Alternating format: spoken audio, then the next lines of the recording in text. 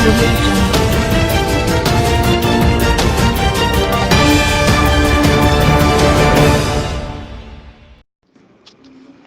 अस्सलामुअलैकुम। आप देख रहे हैं के न्यूज़ HD। मैं हूं किरण इरशाद। खबर शामिल करते हैं पतोकी से।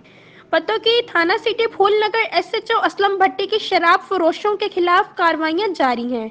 मजीद इस हवाले से रिपोर्ट कर रहे हैं हमारे ब्यूरो चीफ ताहिर खान। जी बिल्कुल। थाना सिटी फूलनगर SHO असलम भट्टी की शराब फरोशों के खिलाफ कार्रवाइयां जारी।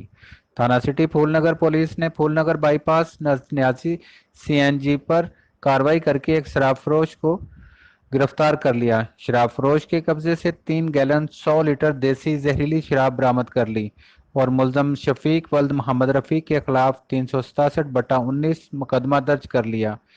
मुलजम शफीक वल्द रफ़ीक मोहल्ला रसूलपुर ईदगाह रोड फूलनगर का रिहायशी है। जी।